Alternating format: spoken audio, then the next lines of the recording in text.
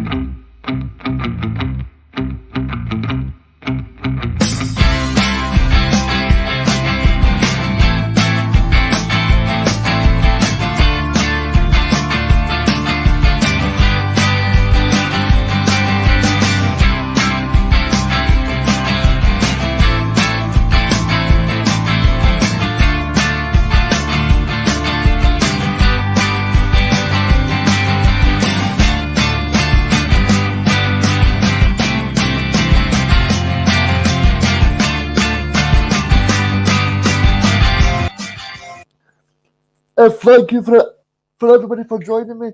I'm joined today by Danielle and Mark. Thank you for joining me, guys. It's great to have you on. It's great to have you on board this Sunday. How you doing, mate? You all right? I'm doing well, Mark.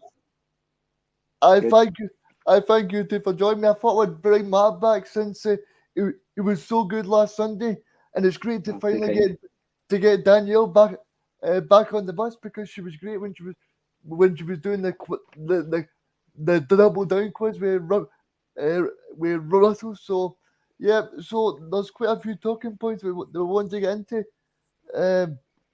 So guys, first of all, just want to see what are you guys thinking? Because obviously Friday, Celtic announced that CCV is a Celtic player. What are you thinking about that? I was absolutely delighted with that news, mate. I thought with all the summer activity, transfers going in and out, I thought the most important business was going to be keeping him. I thought the defence last season really stood up, especially him. We didn't come under too much pressure after teams, especially in Scotland, but when he was called upon, I thought he was an excellent player for Celtic, and I think it was an excellent bit of business by Celtic to get him in. And if it's the right money, 10 million after add-ons, then that's some serious money for a club at Celtic. I was just going to ask you that, Danielle. Are you surprised that Celtic have shelled out £10 million for a player?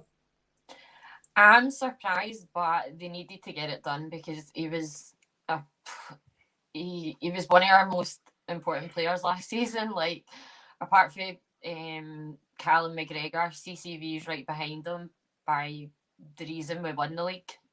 So yeah, I was surprised, but even if it was 10 million plus add-ons, I would have bought him. I think he's that good. Yeah. Yeah, I mean, because obviously Ange was he was brought in from Australia. The first game we got beat at Tynecastle, and I think everybody was down in a bad state with Celtic. I mean, and it's like me and you spoke about last week, Mark. See that last day, that transfer window, bringing in Jota, Jack and Marcus and CCV. It's been so important. Mm-hmm. Because if you look at CCV, I think if if Celtic don't bring in CCV, then they don't win that title that they won last year.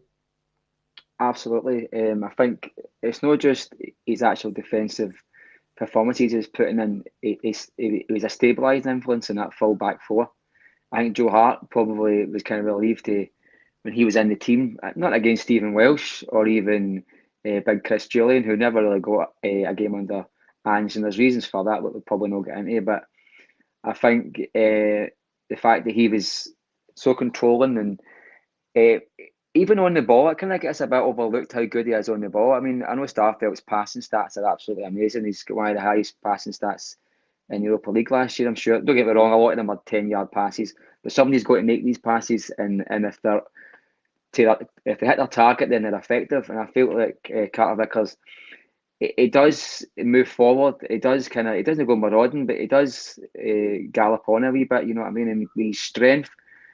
I think there's two types of fullbacks that we seem to get. The guys who the opposition kind of stand off. They stand off Chris Ayer, they stand off Starfelt. Then you get the other type of defenders that go forward for us, who have got the muscle and the power to bounce defenders and strikers when they're trying to press after them. And players don't like running into that kind of trouble. So they back off him a wee bit as well. He maybe doesn't go as far up the pitch as Starfelt. He's maybe got like a wee high water mark that he goes to, and then he'll make the pass. But even his influence on the team, I think, is just as important as Danielle was saying there about him being a key element to win the league last year. I totally agree with that. I feel like he was in there he was picked for a reason. I think Ange picked him not because he was available. I think he was picked because he knew he needed a player like that in defence, and he wasn't going to get that after Stephen Welsh or Chris Julian. A commanding, no-nonsense defender, the one that we were supposed to get last year with Shane Duffy, who was full of nonsense. Yeah. I just wanted to ask Danielle a question. Danielle, see, in terms of CCV, were you a bit worried that he might choose like a Sheffield United or a Bournemouth or someone like that? Yeah, I was really impressed that he chose Celtic and he chose to play in the Champions League. He chose his playing career over money, because there's been, I had a fear that if he didn't sign, he could have went down the same path as people like Roberts, where their career ends up just stagnated, they end up going club to club, like they don't have a home. So I'm really glad they actually chose Celtic. He chose to play. And I don't know, did you watch his interview, Reegan? No, I didn't watch his interview, no. No, he did a wee interview from Austin, and it kept mentioning how excited he was to play under Ange. And I just feel as if, like, for the first time in ages, we've got a manager that, like, players actually want to stay and play under, because they feel that not only can they improve their own game, but they're going to win things with, like, a big club. And I think you can see what Ange is building and what we're going to become. So, yeah, no, I was so happy. I just want to ask, in terms of CCV joining, did you think that then leads over to Jota then putting pen to paper? Or do you think, as me and you were talking about last week, Mark, do you think this is a great PR stunt by the board and they knew that CCV was signing? I think talks are ongoing. It just sounds like a wee statement that papers and clubs fling out there, but I don't think talks need to be around the table and be serious. I think you can be grabbing a player at the side of a training pitch and asking him his thoughts and asking him how he's liking it, if he's any intentions of staying on. I think the club have probably had indications very early. I mean, brilliant point with Danielle about us losing players that go to teams that are half the size of Celtic. And what we had last year is we had some incredible football nights at Celtic Park and some of the atmospheres. And so this guy must have seen that and says, look, this is what I want to experience. I'm young enough that I could still get my big move.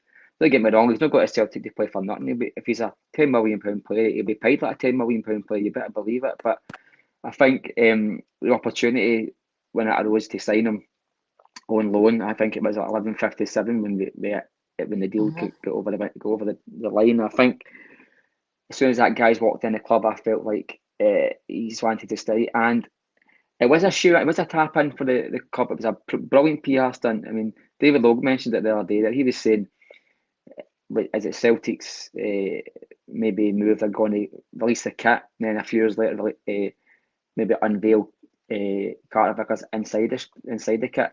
And it wasn't far wrong. The guy got it right. You know what I mean? He was in the note, in the log, they called it, didn't they? And with the Jota deal, I think that one is just about ready to go. And it might well be the case that Celtic don't want to put all their good news into one weekend.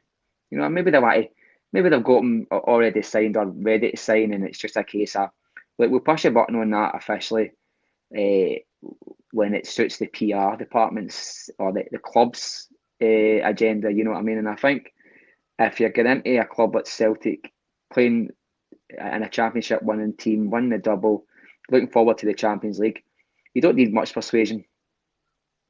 Yep.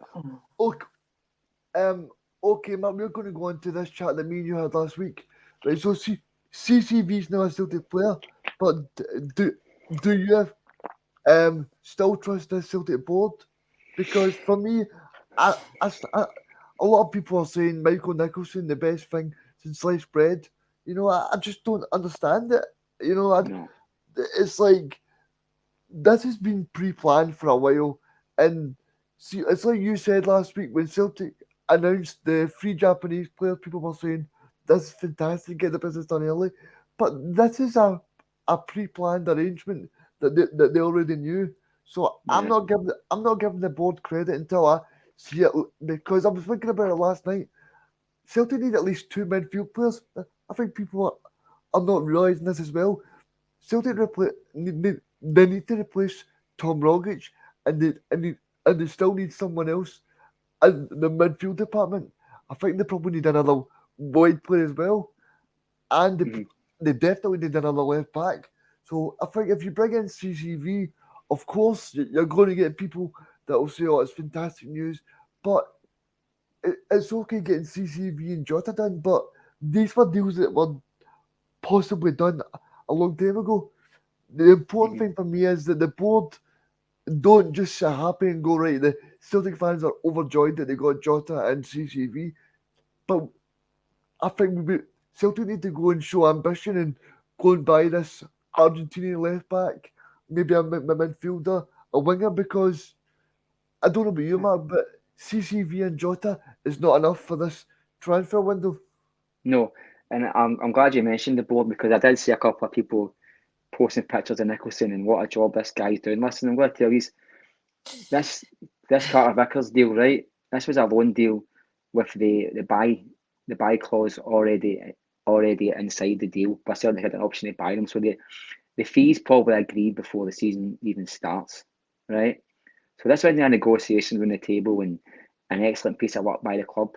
This was a good bit of business by the club. Of course it was, but I'm not going to heap loads of praise on a Celtic board who have got a nasty habit of, when things are going brilliant, fucking about with the Celtic fans' heads. I mean, this isn't going to be the first time that they've balanced out a good transfer window with a bad one. I'm not going to be negative. I think Celtic have had a brilliant season. I think Jota and Carter Vickers would be excellent signings, but it'd be a good start. I mean, all you got to do is look at yesterday. There was reports that the bid for Alejandro Bernabeu, the first bid, was rejected. You know, that's Celtic. That's a Celtic board, I know. If a guy's worth $2 million, we'll walk in with 1.25 and see what we get away with. And then before you know it, there's another club saying, there's the $2 million. Can you bring your player over? No, I mean, and I don't think Celtic fans out there and should be forgetting that this group of directors have overseen some of the biggest waste of money the club's ever spent, but they've also been guilty of no spending an extra $500,000 to get the players the club really needed. I remember when we wanted to sign another top goal scorer for Holland. I think his name was Frank Balgason. The guy who finished top goal scorer for Heerenveen, I think it was. And Celtic were humming and hawing at £500,000, and the guy ended up getting sold to a Spanish team. I can't remember the guy's name now.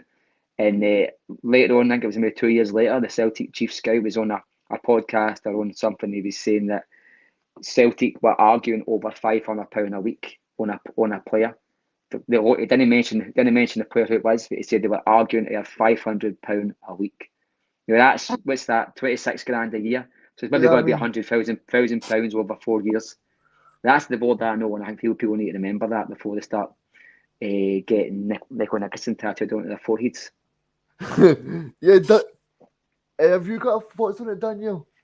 I don't trust them one bit. Nothing. I don't trust them at all. This, like Mark just said, this deal was already done. I don't count getting Jota and CCV. They aren't like new players. They were players that were here last season. It was just a matter of getting the deals done over the line. I'm still looking for them to be spending another 10, 12 million on a couple of players, and that's on top of Jota and CCV, because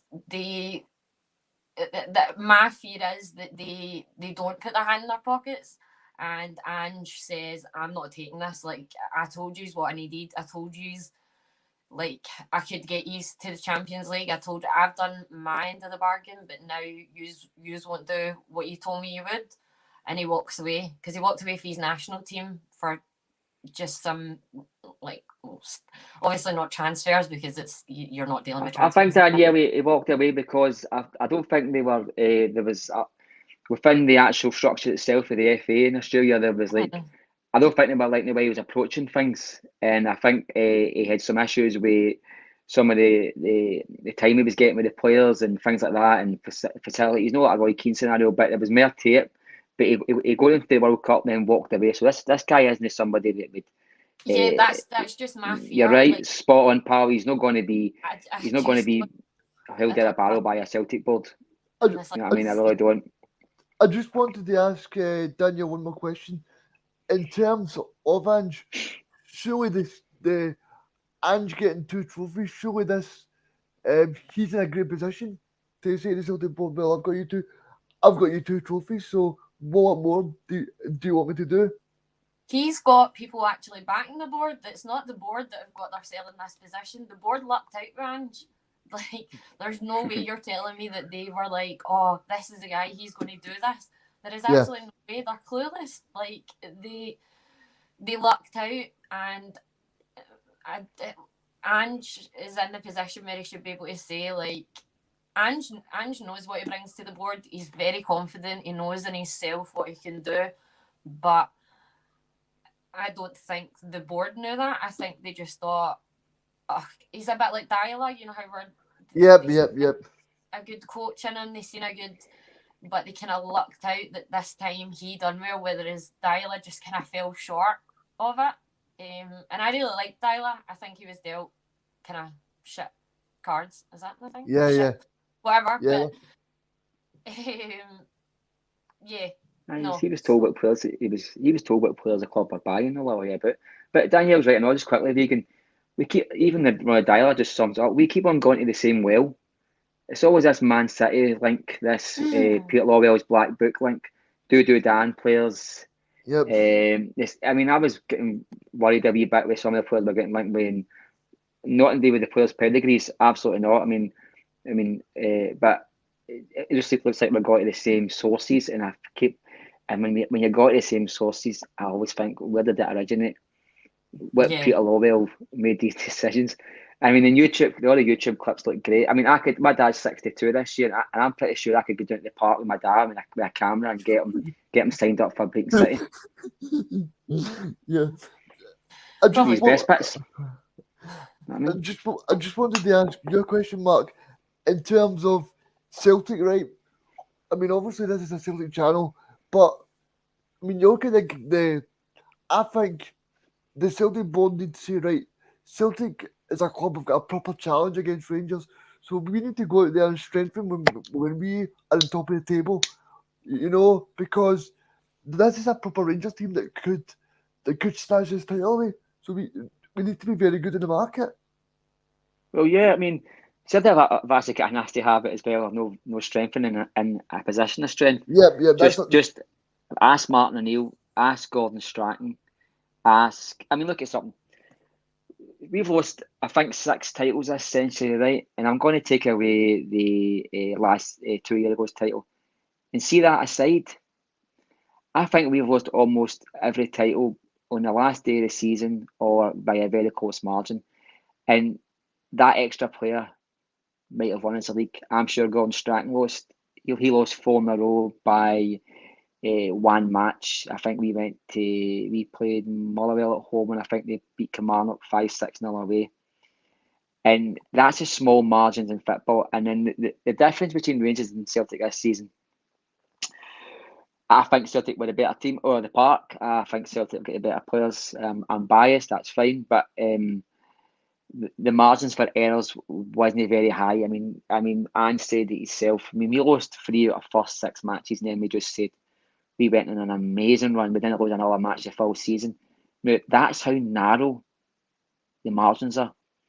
I mean, look at Ibrox. We won that game 2-1. There was a chance 2 minutes after they scored to make it 2-0, and they ballooned it at the bar. If that goes in, we're leaving that match on even points and above them goal difference. But we went 6 points ahead. Yeah. We rallied round, and that's how tight the margin is. And if we don't, I mean, I'm an idiot, and I can tell you what areas of the team we need to strengthen. So I know for a fact Ange does. And bringing in Carter Vickers and Jota is amazing business, but it didn't strengthen last season's team. And I think the 2 players we linked with, Bernabei and Sousa, I mean, I'm liking what I see and what I read, and we need to strengthen in the positions. Well, I dare say defensive mid, we need to get somebody in who's up to the task, because we haven't got anybody. I thought Beaton could have stayed another season, but his time was up. I just think, we need to. I mean, pre-season starting soon, or the training starting soon. I want everybody who's not in this group yet to be part of this group very quickly. Yeah, I mean, that was something I was going to move on to, was the fact that Celtic players are still away on the international duty. So, do you think they're playing too much football? Because look at someone like McGregor. McGregor played something like 60 games this season. He's still playing match after match for Scotland. Do you know what I mean? And Celtic, see, after Scotland play Armenia on Tuesday night, Celtic are back in training in 2 weeks after that. Like, when's McGregor going to get a holiday or a break to rest his legs? I know people are saying what everybody back for pre-season, but I don't even mean physically. I mean mentally. It must be so tiring, so fatigued. Or even for someone like David Turnbull that's not playing. Like, David Turnbull's been away with Scotland for like 4 weeks, and then he's got to travel to Armenia, probably no play, and then he's got Celtic training in 2 weeks after that. Yeah, Reegan, did you see the stat that I think Andy Robertson's played 3,000 minutes of football since January, but Callum McGregor's played 4,000? And it's unbelievable. We didn't go anywhere, compared to in Europe and how many games Liverpool played, but because Scotland plays so much and so many qualifiers and stuff, so and yet again our captain still looks the better player out of the two. So he does. I totally agree. No, I'm not being biting, but I'm just saying it must just be so mentally draining for the players, because you look at someone like McGregor. Even when he got time off, he still had to go to Celtic Park to do interviews. He got to do. I just think sometimes we should be better, a bit of a player welfare society where we should say, right, sometimes these players need a break. You know what I mean? Yeah. I get the fear when I see all these internationals coming up, because we've got an unfortunate habit of losing big players at key times in the season. I think it worries me when I see all these matches. I think all these international matches should be condensed into 1 month or one pocket of space in the middle of the season or at the end of the season. Because at the end of the day, we're playing their wages. How many times did we lose Tom Rogic when there was a derby match coming up? How many times did we lose a star striker through injury? How many times did we lose a player because he's just exhausted and overworked? I mean, John Kennedy, for instance, I mean, things like that happen. I just think it can happen in training, don't get me wrong. I just think it worries me because these Scotland matches, I know there's an appetite for it, but no way me. I'm concerned about Celtic, and that's it. I don't understand the need for this Nations League. Like we No. have the like Europe, and we have the World Cup. Like that's enough. Like the players need rest time for their, like you were saying, Reegan, for their mental health and for their physical health, because they'll be burst. Like, and it's not fair. I know that Greg Taylor went on holiday with Ayer and Duffy and all that a couple of weeks ago, but then he straight back onto Scotland like a couple of days later. But and people are saying this morning that Steve Clark should be sacked. You know, I don't. I'm not getting into a Scotland debate, but what I'm saying is that every single player in that pitch just look absolutely shattered. They look drained. I mean, you spoke about McGregor, right? McGregor's played 60 games. Rollins has played 60 games. Craig Gordon's played about 60 with Hearts. You've got, you know what I mean? I think sometimes we just need to look and go, these players are absolutely shattered. It's a money-making machine, these football. That's all this is. It's a money-making machine, these football matches for Scotland League. And I think there should be a player welfare, definitely. I mean, these guys are athletes, right? But the sports science has got to take over at some point. At what point do the doctors or the sports scientists say, look, you can't overwork these guys. They're still only a man. You can't keep on working these guys into the law. See, I've got another point of view, right? So, what's the point of us as fans wanting Celtic to play the best every single week, right?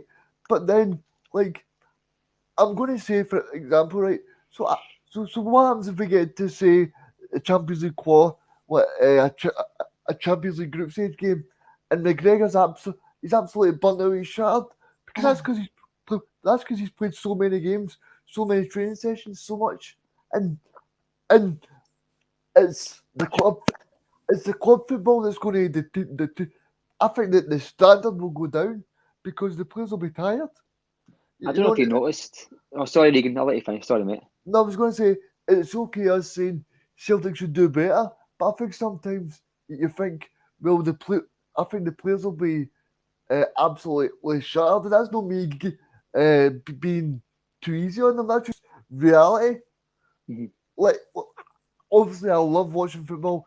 I love watching Celtic in Scotland and whatever else. But I'm sitting watching it yesterday. I'm going, they must be shattered.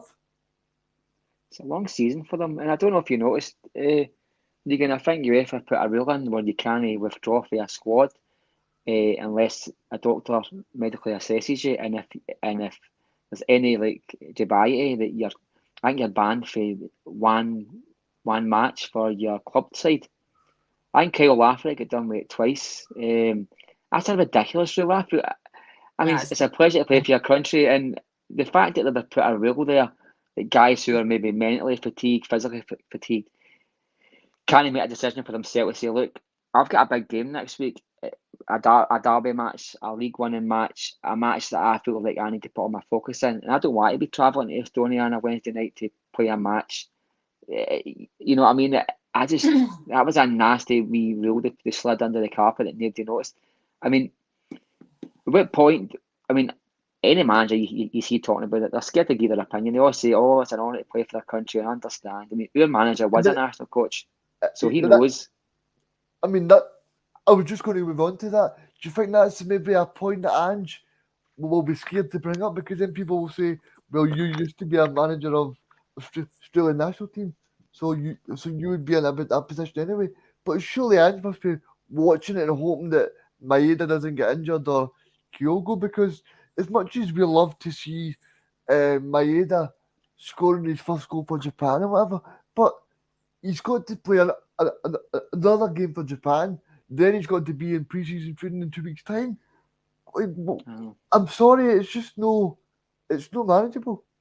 I think Ange is quite clever when he says that like he doesn't want to stop players playing for their country because he knows how much it means to them. Like, you know, how like getting to play. But my fear is like we keep like with Ange's obviously he likes the Japanese league, so he keeps getting in there, and we've got 4 Japanese players now, and I don't know what yous are like when you go on holiday, right? But like, see, even if we go to like Mexico and Cancun, see when you come home and you can't sleep for about a week because you're still in the time zone in the other one. Like, I always think, how do these players' bodies adjust? Like, how can they be getting, you know, like a decent sleep? And do you know what I mean? Like, no, all these players that are going to be to Japan all the time, they're in these mad time zones, and like, can you imagine if they're only getting like 1 or 2 hours sleep before a Rangers get like a Celtic aye. Rangers game? Like that we are.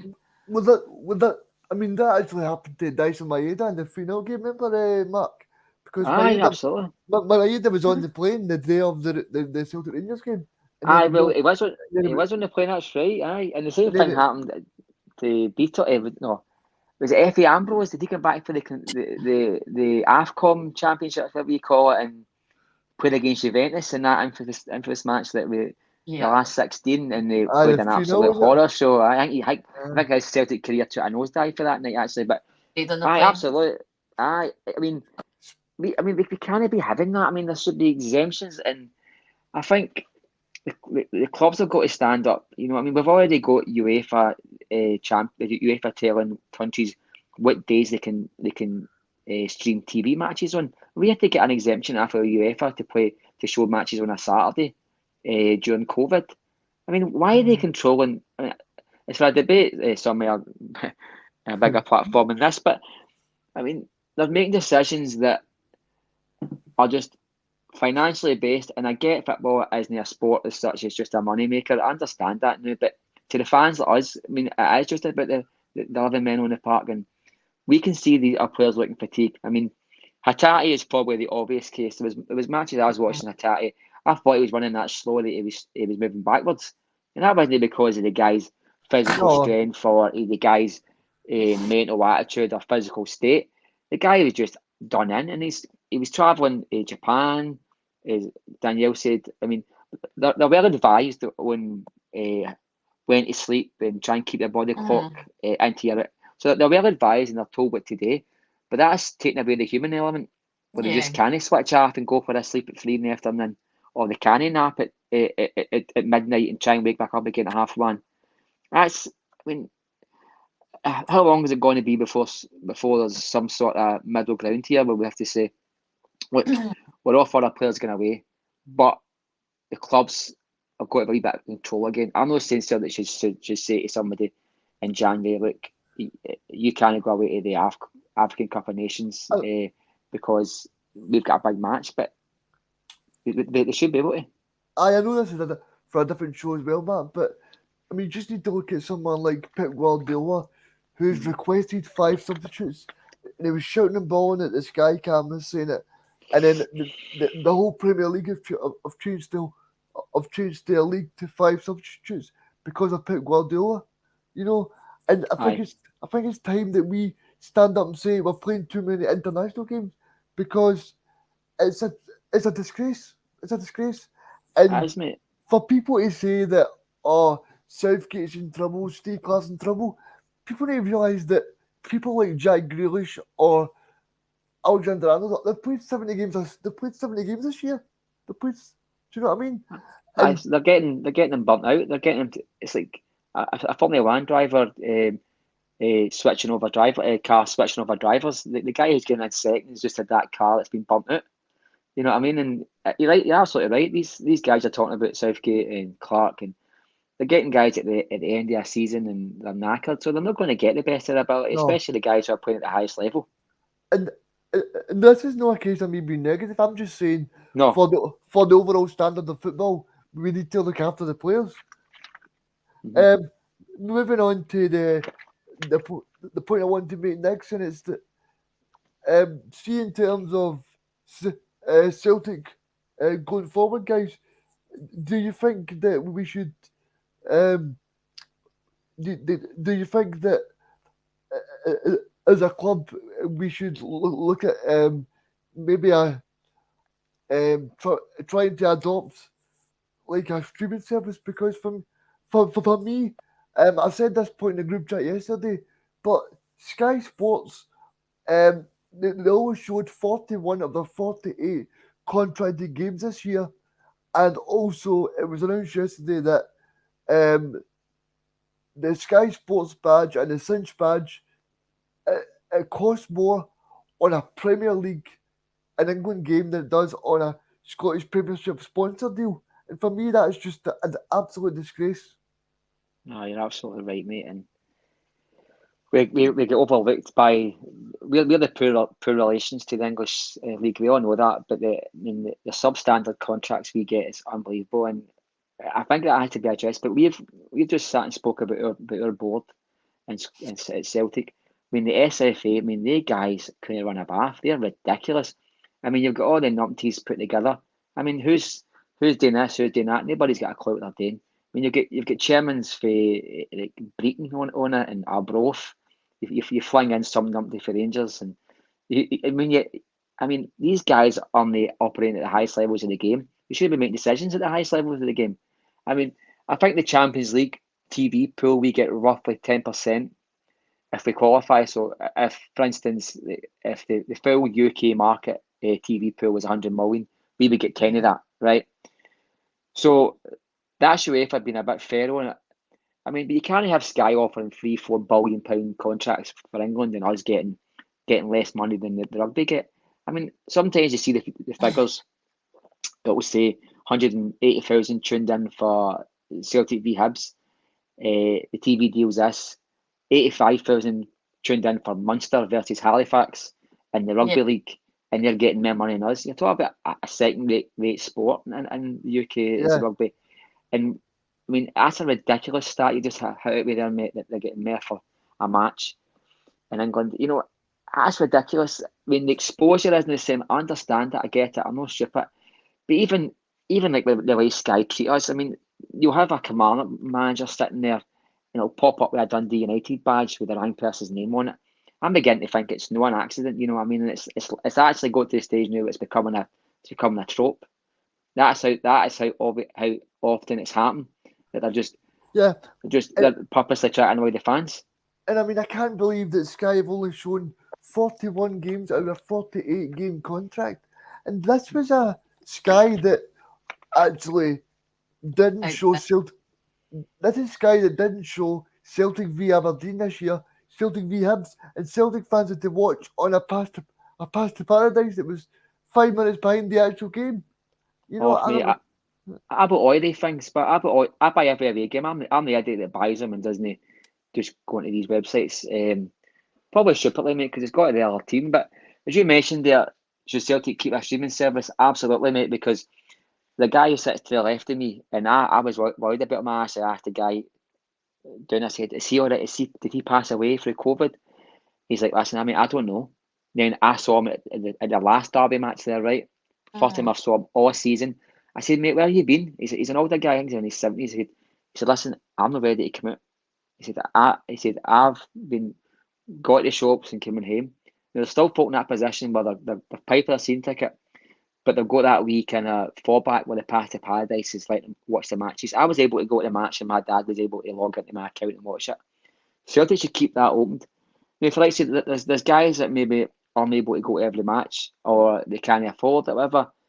So Celtic, because we're talking about Celtic, there must be avenues where there's a streaming system available that it can break UEFA's rules on what matches are televised and allow the club to televise or stream for a small fee to anybody anywhere, including anybody that's maybe bought a season ticket and just can't make the match. They maybe get a wedding on. I've seen people on Twitter saying I was at a wedding and they're sitting with a phone behind it. No, that should be available for anybody. And I think COVID has broken all the barriers. Yeah. Where people saying you can't do it because you can't. I just want to ask you one more thing about, and it's the contract we've got with the car company, Cinch. So we've got that right, but that's something like £2 or £3 million, right? But that could possibly be going down this morning because of certain clubs not putting advertising boards up or doing things for Sky Sports, and as much as £3 million not a lot of money, but if Scottish football loses that as well, then it's not great. No. And I'm not talking out of school here because this is public knowledge and it's no anything that I can't speak about. Rangers have broke contracts with their last 3 kit dealers, I believe, and they've actually entered a kit deal without permission. They have to tender the market and tell the previous kit supplier that they're tendering the market. They didn't do that, and the judge actually overruled it, and that's when they got the Castor deal. So nobody's surprised that Rangers are breaking contracts here. I think anybody that goes into a contract with Rangers are taking a chance. So I spoke about this with Russell. I think they put the full league TV money, sponsorship money in jeopardy because one of their directors happens to lease fans or lease buses, and they say it was a conflict of interest. They signed this. They signed this document as well with every other club. Their chairman is on the bloody board that made the contract with Cinch. Their chairman is on the SFA board. I mean, this is the monkeys we've got running this place, and the TV, the deal itself was peanuts, but they're putting that at jeopardy. £2 million times divided by 12 is nothing, but it might be a difference between a team hiring a coach, buying a better player that gets them stops them from getting relegated. It could be a big deal with a team like Dundee United. Us, like, it might just be peanuts to us, but people at the bottom end of the league, it's like them buying, like you say, another player, and we moan about the quality of our league, but if we're not getting decent sponsorship, and those teams lower down can't buy decent players, so yes, it's always constantly going to be. And you look at the brand new deal the SFA signed with Premier Sports, but Premier Sports, see for the game yesterday for Republic of Ireland v Scotland, I mean Premier Sports are asking folk to pay £20 to put that game on. You're like, what? You know what I mean? Disgrace. That's a disgrace, mate. Scottish football people they have to buy BT for the Champions League. They have to buy Sky Sports for the Premiership. They need to buy. I worked out, mate. See during sorry to interrupt you. See during the COVID season, I worked out that between my season ticket, I had 2. Between my season tickets, not just me. I'm not talking about me, but anybody. My season tickets, my Sky Sports, my Premier Sports, my BT Sports.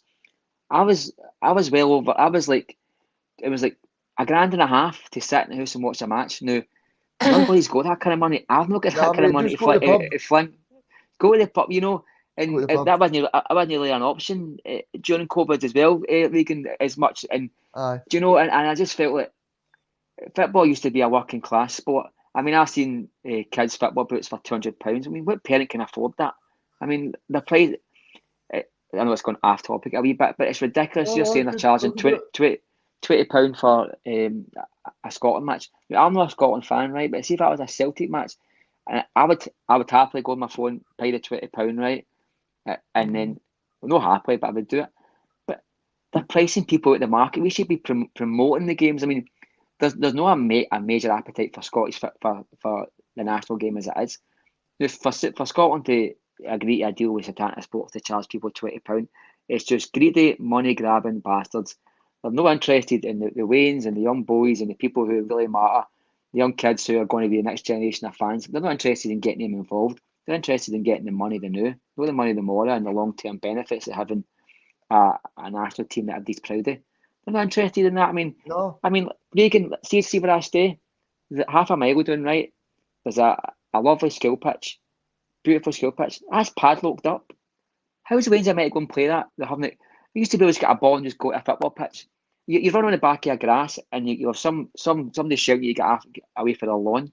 You go in the streets and there's cars everywhere. I mean, how? I know again it's half topic, but it's still the same thing. We're pricing people out of sports. We're pricing people out of the next generation of people that's going to keep this going. I mean, £200 for a pair of football boots. I mean, there's enough pressure on parents just now just to try to keep the electricity and keep food in the fridge. Even if you want to go to the sports centre and play indoors, you'll be £15 for an hour. It's ridiculous, mate. I mean, it should be non-profit. Sports centres and gyms, sports centres are all about people's physical and mental health. They should be run by the councils and zero-profit organisations. Every penny made is put back. The last 2 years as well, they would be pushing everything to get the kids back out playing football, back like at Scotland games. Away for our like, PlayStations. I don't know if you ever, when you were in primary school or secondary, we used to get free tickets if your parents when it was the Scottish Claymores. Like in the American football, and it was if your parents paid like £6 for a ticket, you got 2 children free. And like it was a pure amazing day out for us. Like all the adults used to take like the kids and stuff, and like we didn't have a clue what was going on. But like if Scotland or like, that's a great idea as well. You know what I mean? Like having free kids places and things like that. You're spot on. Yeah. I don't know if you noticed it in the papers. I think it was yesterday that the EPL agreed a deal that the maximum price for an away ticket is £30. Don't get me wrong, the home ticket's 190. Anybody seem to mention it, right? But the maximum away ticket is £30. No, I'll pay 32 to go and watch Kyle Lafferty hit a seagull for 10 yards out. And you know what I mean? And I say to myself, no, we need to make money any way we can in Scotland because every penny's a prisoner, right? But it's still too expensive. If you're even one parent taking 2 kids to a football match, buying them snacks and juices, you're talking 70, 80 quid. And as I just mentioned there, it's not a political show, but nobody's got that money for it. But just never, people are barely getting by, you know what I mean? And they're asking folk for, what is it for, I think it's £34 for an adult ticket, and I think it's between 17 and 21 for a child ticket at Celtic Park. We'll keep us about Celtic. I think that's ridiculous. Yeah, it's absolutely terrible. It's like my pal supports Aberdeen. Aberdeen were playing. Now Aberdeen are in the bottom 6. Second last home game, you're talking next to 30 quid for a ticket. You're like, what? Jesus Christ.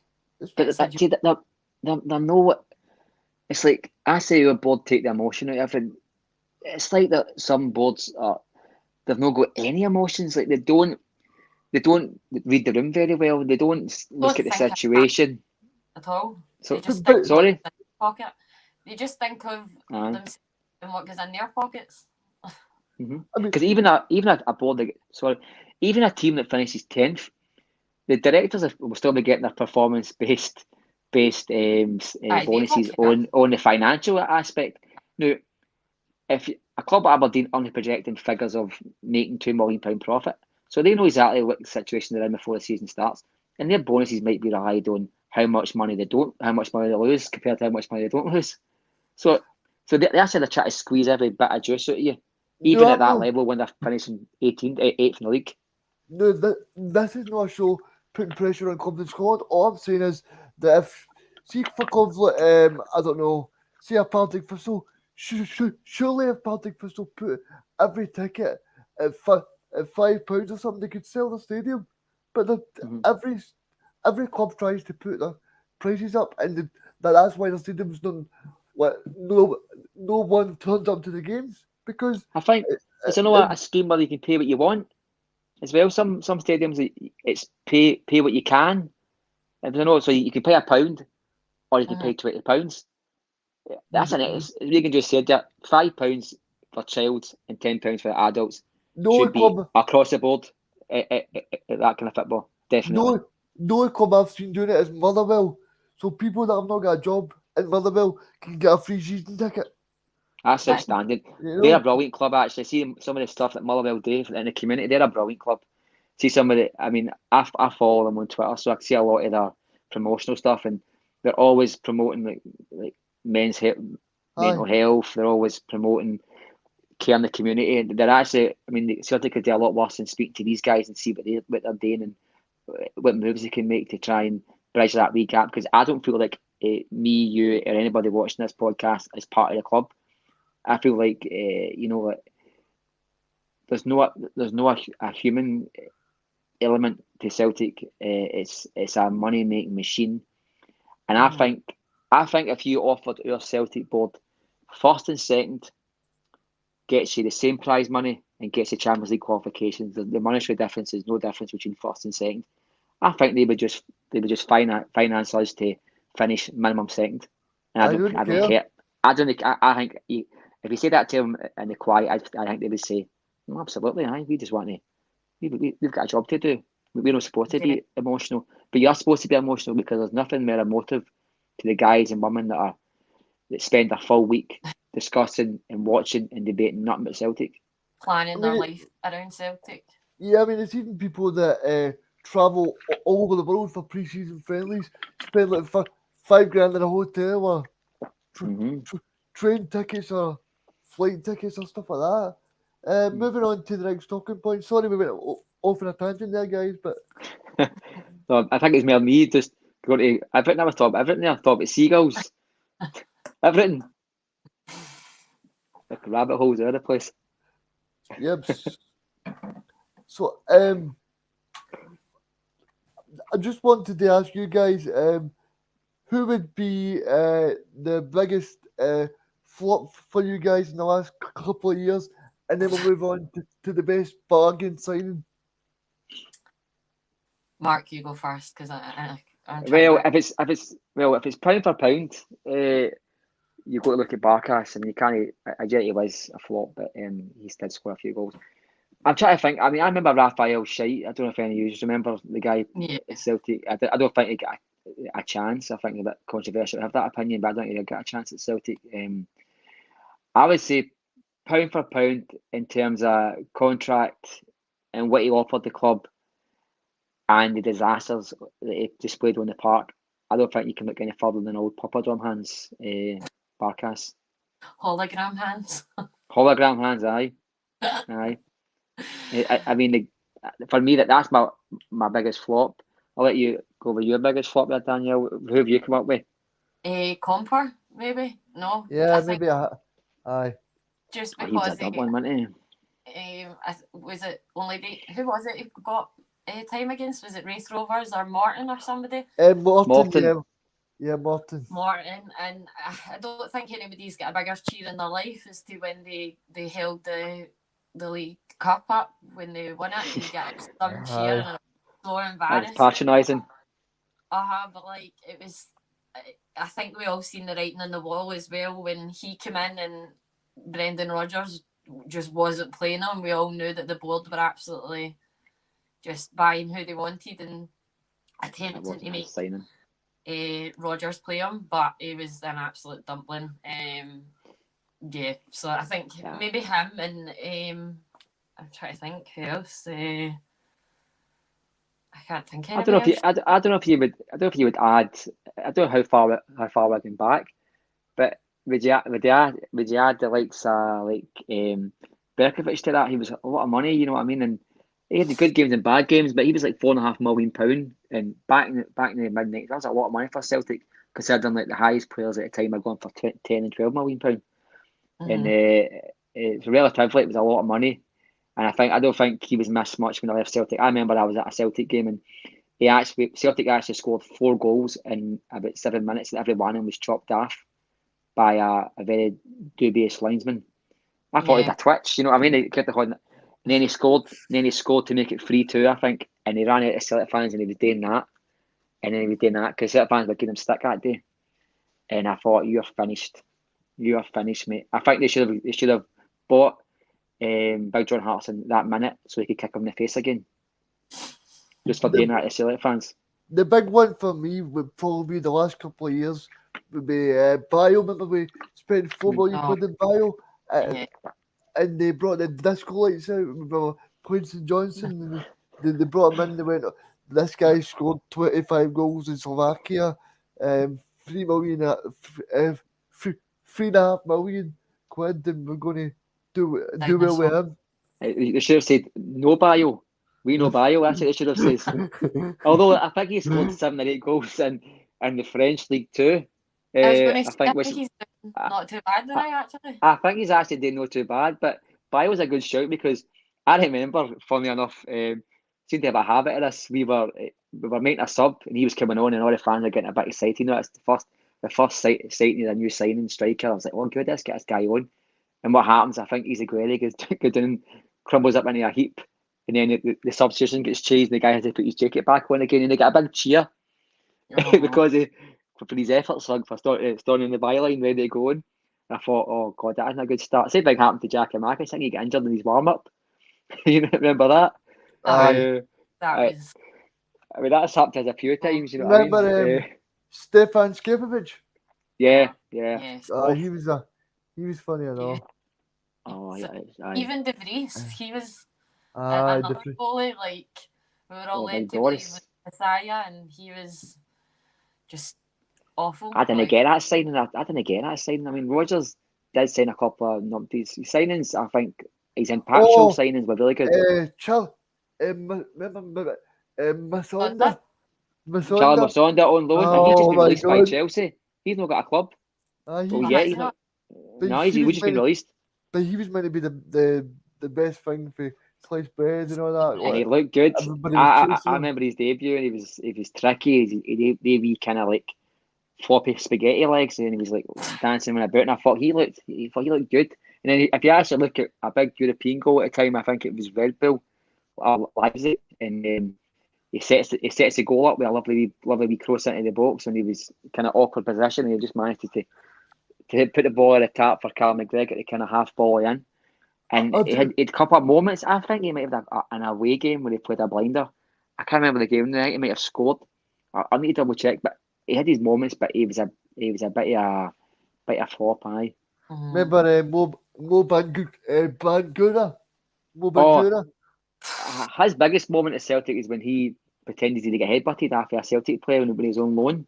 I think he was on loan to a Swedish team, Elfsborg, I think, and he was I think he might be Charlie Mulgrew were doing it the left side of the penalty box, and he feigned injury. I remember Scott Brown like going right in his face, and he was saying, "Look, see you," and the guy never come back to Celtic. His career at Celtic was over anyway. But the minute you kid on, you get headbutted after one of your teammates when you're on loan to the other team. If the other team is absolutely ridiculous, he was done. Was it Henrik that advised Henrik, us to get him? Henrik said he was dynamite. I don't know, Like maybe dynamite at chess. Or on drugs. You watched them. I'm trying to see if anybody's seen it in the comments. Somebody's saying Chufty. I thought I was really like impressed when we got him, but then he just. Celtic have got. Well, he started with a 5-match ban for biting somebody, didn't he? Who was that? Chiefchi. Aye, he bought somebody. I don't know who he bought. Maybe I don't know. He should have bought the referee at some of the games. But and I'm sure he started his career with a 5-match ban. It didn't start well, didn't end well. And did he score the first goal or Brendan Rodgers era? No. Aye, I think he did. Away to Red Limps. Lincoln Red Imps. Aye. No, regularly this we get beat. We get beat. Aye, beat 2-1. No, beat 1-0. 1-0. Did he not score? Or did he beat 1-0? Did we? I thought he did score the first goal. He may have scored the first goal in pre-season, but he definitely scored the first goal. I think that's a start. I thought we equalised and he scored 2-1. Is it no Ryan Dyer? No, I remember we definitely got beat 1-0 or 2-0, something like that, and then we beat them 3-0 at home. We did. Aye. Like Lee Griffiths scored a free kick that day. We definitely beat them 3-0 at home and 1-0. We did, but we beat them 3 or 4-0. We definitely did. Aye. Thank God. As somebody else is saying, Derek Barrington. I had high hope for him. He looked good. So he did. He got injured, didn't he, in his debut? Aye. He had a brilliant 12-minute career at Celtic. That's one thing about him. I was at a bowling one time. He was standing next to me, and he was injured at the time. I should have hit him with the fucking bowling ball. Would you say a Yeti's been one of our biggest flops? Yep. Because it was West Ham, people were saying he scored 25 goals in Glasgow and £5 million, I would say. Aye. I was a bit worried, even West Ham supporters, like when we signed them, they were like clapping and all that under the post Celtic had put on Instagram. They were like, yes, he's away and all that. And I was like, oh no, that's not a good sign. That's not a good sign. That's like, all the Juventus fans when they were clapping as soon as they get rid of Aaron Ramsey, they were all writing in Italian under his post. So I kind of shit myself as soon as I seen that. But he started off well and then he just kind of faded away. He looked like a striker that we didn't have for a long time. He looked like a penalty box kind of guy that was going to live off the scraps. A bit like a diet Giacomakis without the talent. I don't know if outstanding statue impersonation. I don't know if Scott Allen would come under a bracket, but Scott Allen was always one that I had out high hopes for. Me too, mate. That was But then, doomed. I think he was signed for Ronald Dyler, but I thought the guy should have got at least a couple of starts for Celtic. I actually thought he was quite a good player for Celtic. I really do not know what happened, but I think he was a bit of an agitator. I did hear that about him. I Yeah. know he was probably the one that was leaking all the stuff. Yeah, Another that's one, what I heard. another one for me that I'm just thinking. Remember Malimbu signed under Rogers? I was like, Oh, I'm number 37. I remember he took Oh, it was a European game, and aye, I don't know if Salzburg. I Salzburg at think home. it took like a seizure. I think in the middle of the pitch, he was just running about in wee squares. He was just running about like that, and the ball was at the other side of the pitch. I went, "Is he all right? Somebody's got to check on him." What a dumpling of a guy!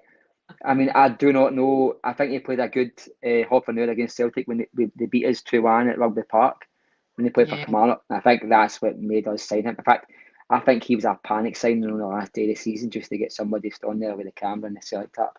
I think that was just to appease the people on Twitter that were going bananas. I know Yeah. it was. Another one I'm thinking about is that remember Daniel Bergate? Remember the guy that Oh, he couldn't even hit a barn door. That guy. He came back to haunt us, but didn't he? Because he scored Oh, aye. 2 goals in the last 10 minutes in the home match, and they ended up being the 2 goals that put us out of the 2 legs, didn't it? Aye, but that was a strange season when remember Celtic get put out of the Champions League and then there was a did they get done for something in court? Remember? oh, did What they, was it? You know that Sion? Remember Sion? did I they see get Sion. an eligible player or something? Aye, Yeah, remember the guy? the one they didn't actually he wasn't registered to play. We've Yeah. done that twice. Like a Warsaw Random. Aye.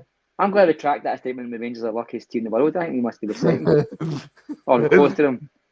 No, never know. But we are unlucky. No, trying we're to not as lucky as them. I'm trying to think of somebody else. I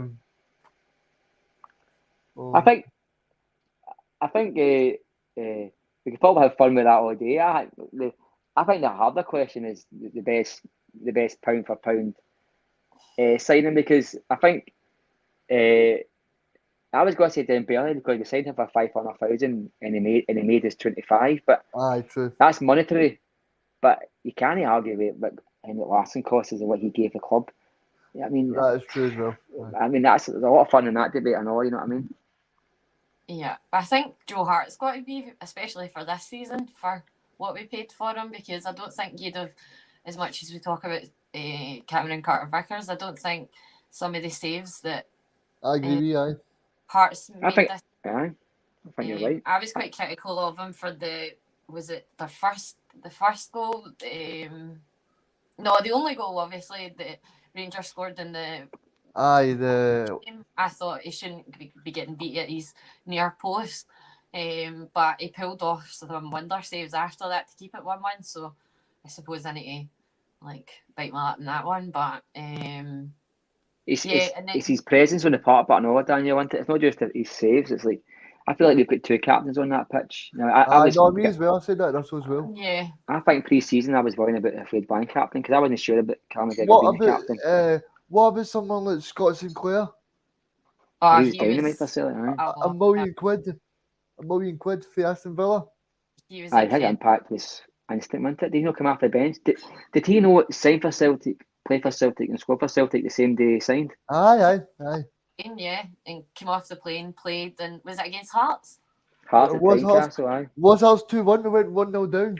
Remember? Scored the winner, aye. Aye, That's right. A penalty decision that I still can't understand. Well, I can understand it Aye. because the referee's seen a green and white tap and saw red. Aye, not In fact, speaking about that, can I just say, I don't know if anybody's noticed that on you go. there was last season there was talk about Bobby Madden's future. There was rumours about his referee stint being over. I seen him posting yesterday that he's finishing up as refereeing for UEFA. I just want to say goodbye to the most corrupt bastard I've ever seen in Scottish football. I mean, I remember that guy who was the referee in the 90s that he was given a goodbye game at Ibrox. Remember, he was a big Rangers fan. I know you're talking about. Somebody's got to tell him. He announced he's retiring, or he got over the age limit, and the SFA in their wisdom decided to give him a goodbye present because he's a well-known Rangers fan. They gave him the last game of the season at Ibrox. That was the game before we won the 2 Was games that, before we won stopped 10 in a row. But see in the 93rd minute, see back then there was no scoreboards telling you how many minutes to get injury time. It was just the referee's discretion. And he just kept playing until he thought Rangers were going to score. And I think it was Ali Mitchell or Wright up the other side of the park for Kilmarnock and scored. And see that goal, that puts you in a position to win the league the next week.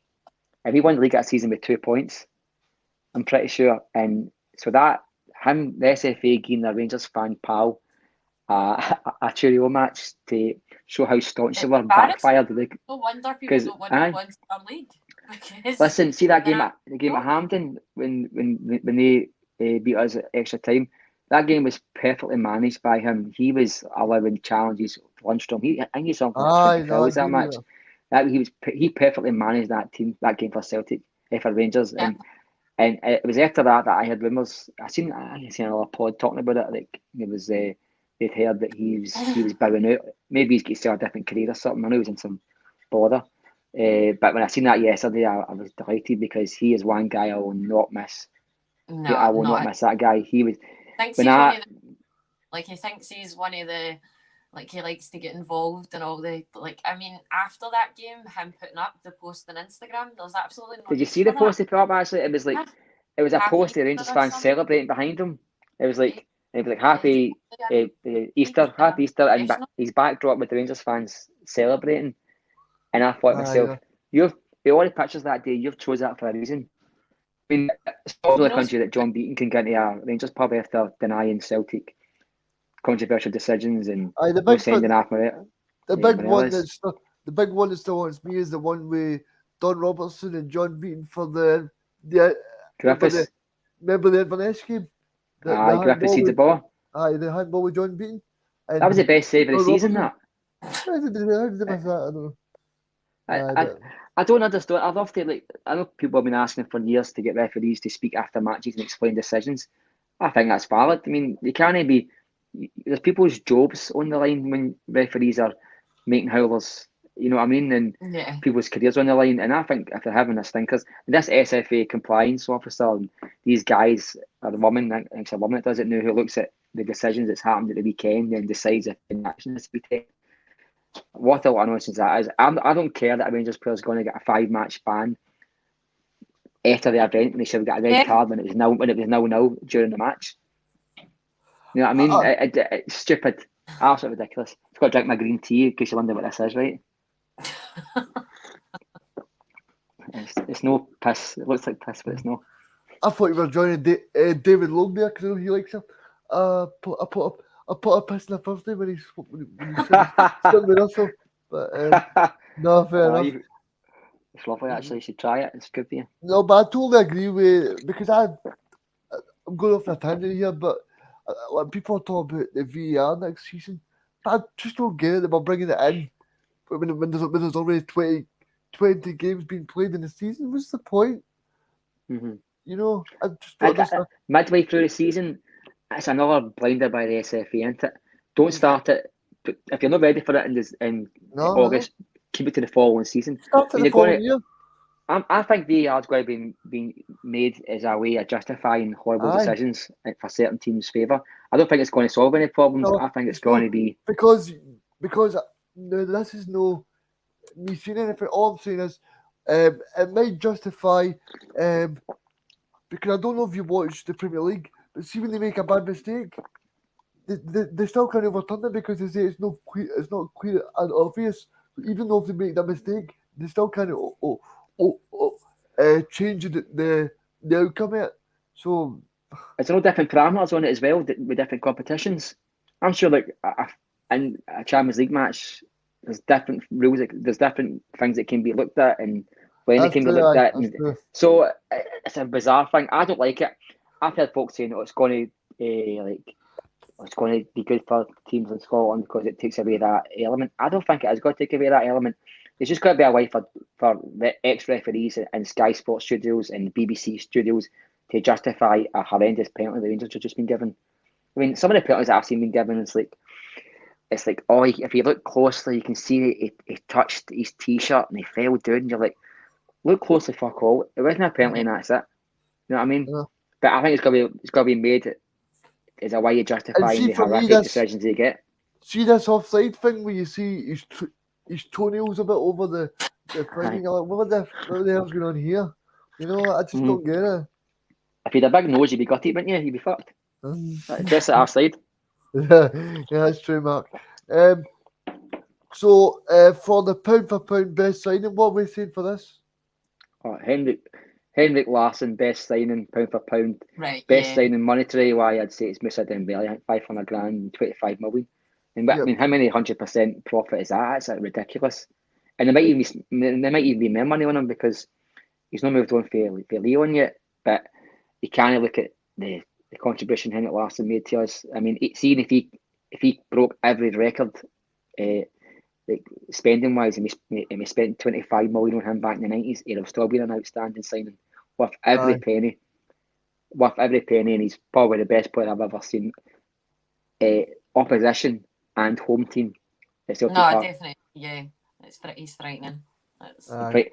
I forget how good he is. Sometimes I'll maybe sit and watch YouTube and I'll maybe look at old videos, and I always think you over exaggerate and you romanticise old players, but we understate how good that guy was. He would, if he was going to be in today's market, I think there's no team in Europe that would look at him.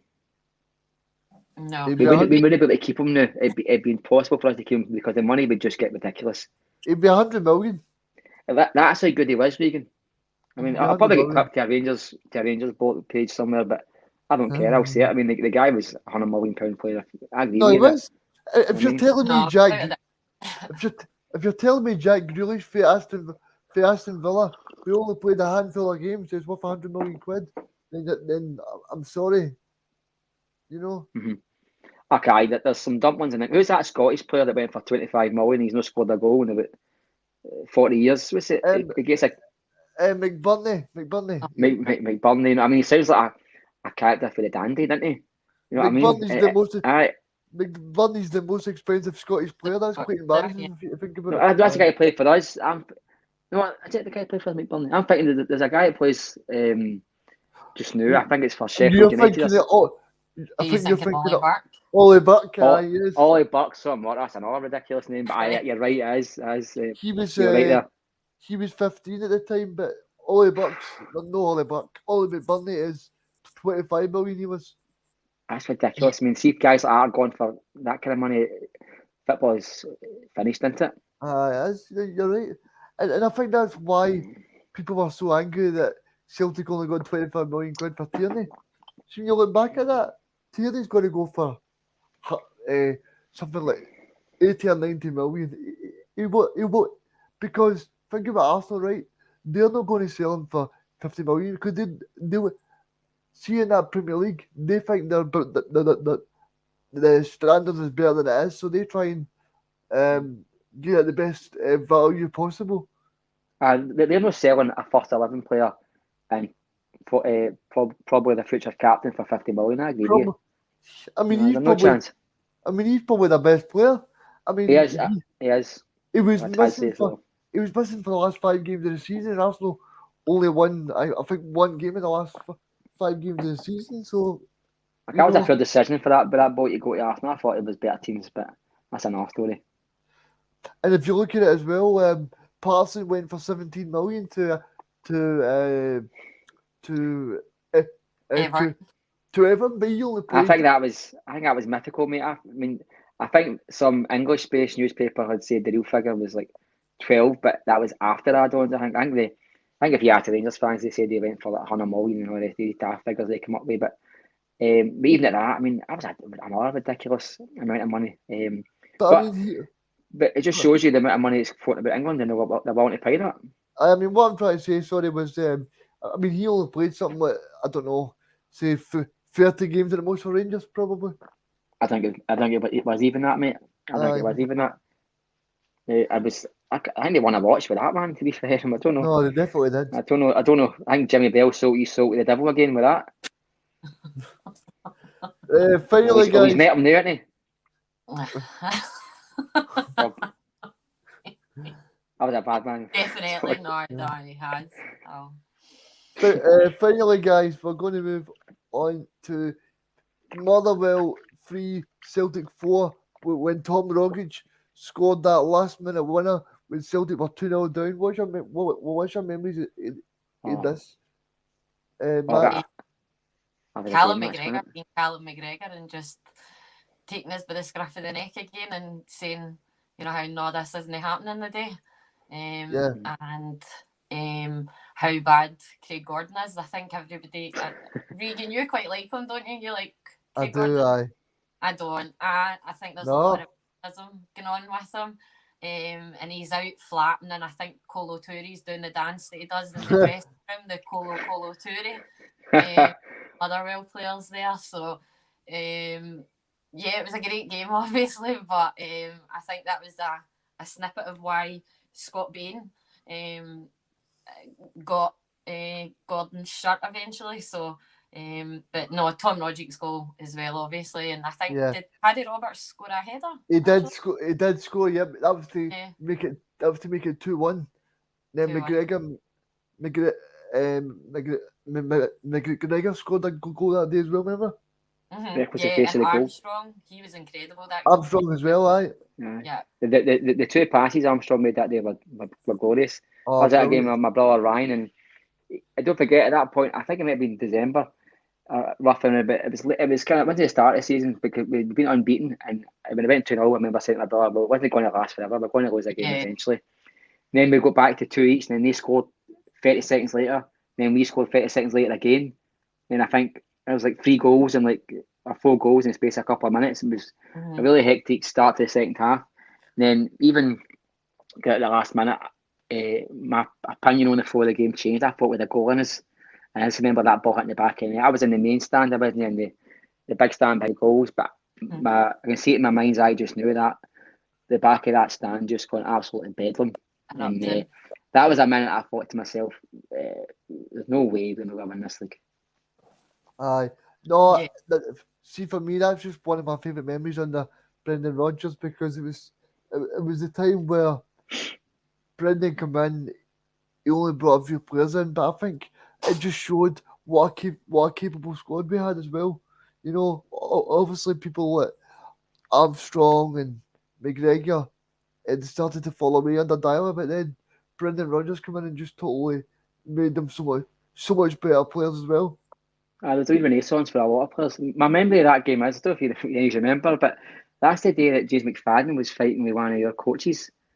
And I think Mark McGee said after the Mark McGee said it. I don't know who that guy is, and it's like, that's a bit disrespectful. He's a Celtic assistant manager. You should know exactly who he is. And what happened is there's a wee unwritten rule that you don't use. Well, they'd asked no to use the main goals for warm ups for shooting practice because you're going to So Celtic went like, listen, I don't think Celtic even meant it. I think they just naturally just started using. So who was that? Motherwell or Celtic? So Motherwell. This was at first part of. So Motherwell's were raging that Celtic were using the main goal for shooting practice or for some sort of practice, and that James McFadden's a guy I don't like that. So he marched right over to him, and the two of them had a wee kind of altercation. But then Mark McGee got involved after the match and said, "Oh, I don't even know who this guy is," and just being pretty disrespectful. But that's Mark McGee on the back. But that's a memory of that day. That was that day. I'm pretty sure of that because I can remember that pretty well. When I think that was 6 years ago. I think I seen something recently. That's 6 years ago, man. Jeez, I know it feels like times, but then. Aye, but that's what happened that match, and that was even get him in the bus for that match. It was just what a buzz. That felt like a big European one. I had that feel about it, like. See when you get a result. Really well that day though. Motherwell were really good. Oh. When they went 2-0 up, they found. See that 5 minutes. See that first goal they scored for Lemo? It was some finish. Yeah. Did he go down twice, Reegan? He did. He went to Preston. Aye. Preston, right? Yeah. His second goal shouldn't have counted though, because somebody nearly flung Lustig into the stand. That shouldn't have counted that because the shoulder charge was really, really strong on it, and. I agree, because I think Paddy Roberts, I think he popped on that game. I think he got man of the match that day. I think he was excellent that day. Yeah, him and Armstrong, I think, were like man of the matches. They were amazing, so they were really good. Okay, guys. Yeah, So finally, I just want to ask you, what do you make of Celtic? They've now added a new first-team coach. It's not been officially announced yet, but they're saying it on Sky Sports and also on different media outlets. Do you think this is a step in the right direction, Franz, that he's brought someone that he knows fairly well? I certainly do. I think it's what it symbolises. I think for me, I think like it's his man, and there's been a lot of chat, and it's still been spoke about just now that Celtic haven't been giving him the backroom staff he wanted. I think it was all the way about. I think so. He was happy to come in with the backroom staff, but it kind of puts that to bed a wee bit. That we've gotten somebody who's definitely an Ange appointment. There's no doubt about that. And I don't know about you, Danielle. I think Harry Kewell had a good football career, so he can only pass on good information to the press. Definitely. And if Celtic are looking for another way to make some money, they should make like a calendar of just Ange possible. Okay, Danielle. Harry Kewell, There you go. dad jumpers and stuff. That would sell cakes for them. So, I keep adding all these hot Australians in. That's fine. Selling blow-up kangaroos with a face on them. No, I'd buy thousands of them, but no, definitely it can only add. I think he's very well respected, and I think he was quite aggressive as a player as well. I think he could maybe add. I think we've got like, I don't know about you, but I know that it's in their nature in the way that the game. When Maeda doesn't really do it, but see when like Hatate and Thingy always Kyogo help players up. That does man not in that. Especially dangerous players, I'm like, fucking leave them down. Like, that does man not in. I think we need somebody to. They won't do the same. Like, they'll kick you when you're down. They'll Thingy. So I would maybe like Harry Kewell to come in and maybe toughen a few of them up a bit, like to be like, because if we're going into Europe, we need a bit of dig. We need a bit of streetwise. Because you've seen it with Bodo. Like the Bodo Glimt game, they know even some of the fouls that like. Yeah, no, I agree with that. They were really quick to like. They were down in the deck, but they were up in 2 seconds to, take the foul and they were away up the park again. So I think maybe Harry Kewell could add a bit of that to the. A wee bit of meat to the midfield. That I totally agree with you. He's actually managed a couple of teams, even Oldham Athletic. He took them to 16th and then they get his sack. But see, his win ratio was like 41%. One less point would have got him in the relegation zone, but see, 6 more points would have got him up to like 12th or 13th. Yeah. So you look at that stat that they get sacked after Oldham for taking him to 16th, but they must have been operating at a decent level, match after match, if they won 41% of these matches. Definitely. Because I wanted to say to you guys, do you think that Sanj now putting this more of a stamp on things? Because obviously John Kennedy, Strachan and McManus, but do you think this will see the end of Strachan or maybe McManus, or do you think they'll stay there as well? I think they'll stay, mate. I think he's padding this. I said before, I think he's padding the coaching staff out. I don't think you can have too many coaches. I don't know exactly what Gavin Strachan's role is. I just see him with this laptop, and we've all got this vision of him doing these behind his iPad and whatever it is people do with these things. But he must provide something. Maybe, I don't know if it's technical analysis. I don't know what the guy does, but Ange must see enough in him, because I think if Ange didn't like him, I think he'd have been out the door probably a couple of days after the season finished. I think they're all happy under him. I think they all see that they can learn a lot for their trade. Like, if they want to go out and do kind of managerial stuff, I think they'll all want to stay under him to like get better in their own roles and stuff. And I think they can. I think they'll only see it as a good thing getting somebody like Harry Kewell in that's got a lot of Premier League experience and a lot of knowledge of like kind of down there, because that's only going to help if we get like a Premier League team in Europe. I think he won the Champions League, didn't he? Yeah, so no, I think it's good. And I don't know, was there talk of Strachan not going to manage somebody as well? There was Or was there? somebody. You get a shout? Yeah. It was Hartley. It was Hartlepool, but then Paul Hartley got that job. So Oh, God Right. bless our fans.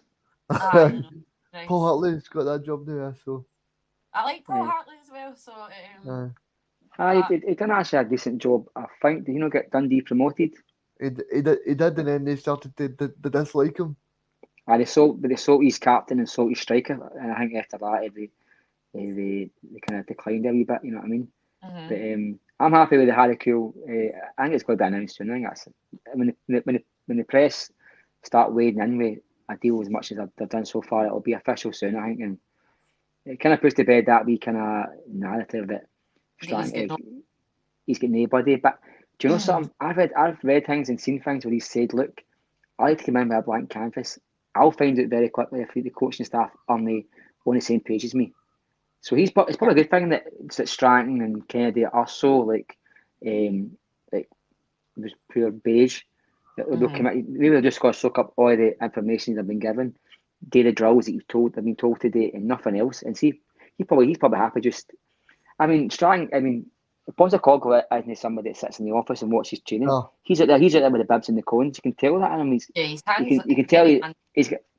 I mean, he's got a whistle around his neck. I mean, Newland had a hip flask. You know what I mean? That's the difference. I mean, he's out there, and I used to always say, such and such isn't getting a game because maybe they're not performing in training. But see if you're not watching training. I mean, that's a wee bit of criticism with Martin Neal. Like he didn't come to training and didn't get involved in training. That's why there was a lot of players that went stale at Celtic under him. Aye. I don't think that'll happen with the big Ange. I think he's too involved in everything to know when a player's not at it at training. And I think there's always exceptions, but I think that nobody's shirt place is guaranteed under him, and that's a good thing for Celtic. Oh, I just want to thank you guys for both joining me. Thank you, Danielle, and thank you, Mark, and thank you everybody for watching the Bhoycie Bus this Sunday morning. Thank you, guys. Very welcome, mate. Some of his comments about me deliberately trying to cause controversy. Well, I work in the media now, and you've got someone sitting there next to you who's an embarrassment to the media profession. He's an apologist. He's a charlatan.